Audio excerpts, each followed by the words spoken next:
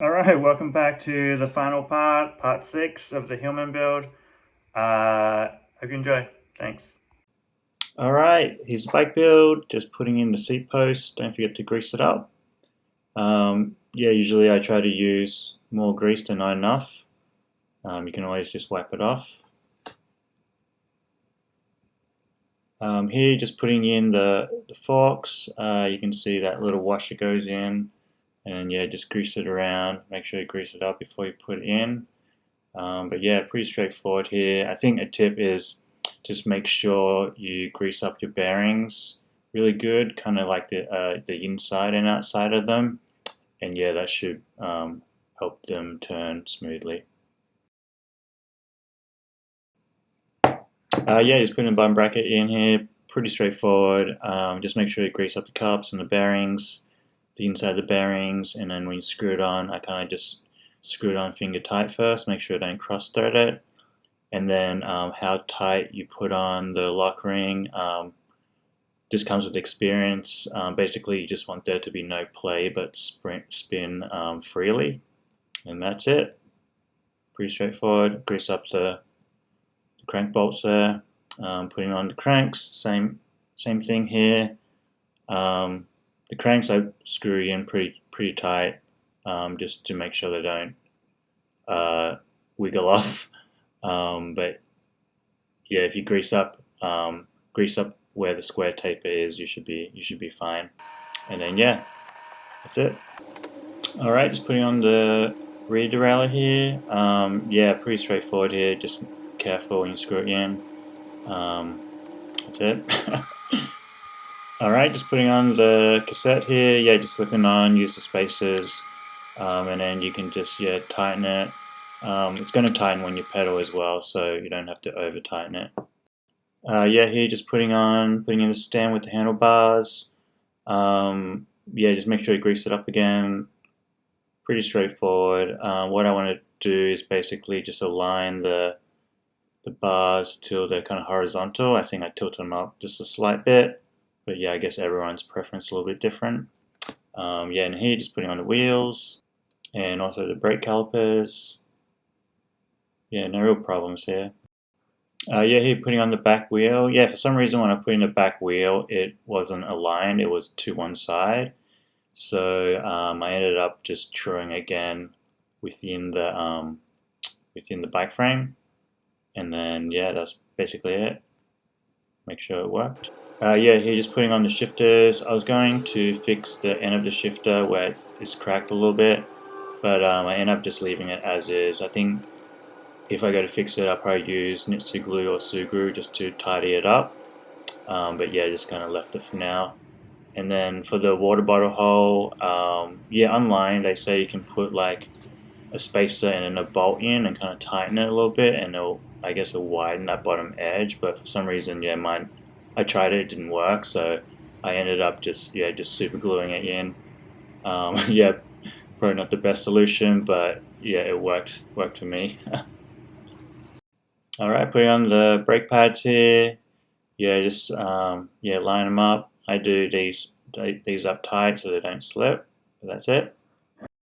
All right, just putting on the cables here. Yeah, so just kind of measure them out before you cut them. I always cut them longer than I measure as well, just in case. Because there's always something that kind of makes them a little bit shorter for some reason. So yeah, I always cut on the longer side. One of the things that messes you up is like when you press down on the brakes, your cable there is going to be a little bit shorter than normal. Same with the front brake, of course. And then I just try to line up my cable so they're kind of flush at the front, so that they balance out. And then when you turn the handlebars, just make sure that there isn't like tons of rub. It's still pretty light, kind of like here. It moves pretty freely, then you won't get rub. And then here, same thing with the derailleur. Make sure you push it down when you measure, so that's how the rear cable is going to act. But yeah, that's it. All right, just putting on the gear cables and brake cables. So yeah, just make sure you stretch them out before you put them on, and that's going to help you not have to fix your gears. You can kind of pull on them with your kind of thumb and forefinger, and then just kind of pull it like a guitar string. Or the other way you can do it is just put them in and then pump your brakes, and then that's going to stretch them out a little bit. But yeah, whatever works for you.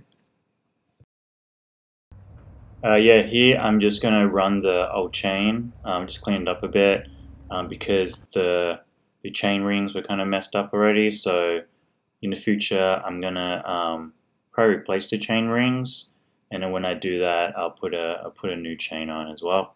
But until then, I'm going to run the old one. Also, just reusing old nipples. Yeah, pretty straightforward. Just pull them off the old one and put them on. Alright, yeah, just want to show you guys how to take off the lock ring if you don't have two chain whips. Basically, yeah, you put the wheel in the bike, and then put the bike chain on the lowest gear, and then you put your chain whip on the lock ring, and then push down on the pedal, and then turn it, and then it should come off. And yeah, that's it. Alright, so I actually had a different saddle on. You can see this one, but yeah, I decided to put a turbo on it just because I got another turbo for my other bike. So yeah, I'm gonna put this one on. I think it looks a little bit better. Yeah, and that's it. Pretty straightforward. And then for the pedals, I was running these clipless pedals. But yeah, I decided to put those flat pedals in, the Sakai pedals. Yeah, figure I'd run them anyway, see how they go. And that's it. That's the end of the build. Here's the old one, and here's the new one.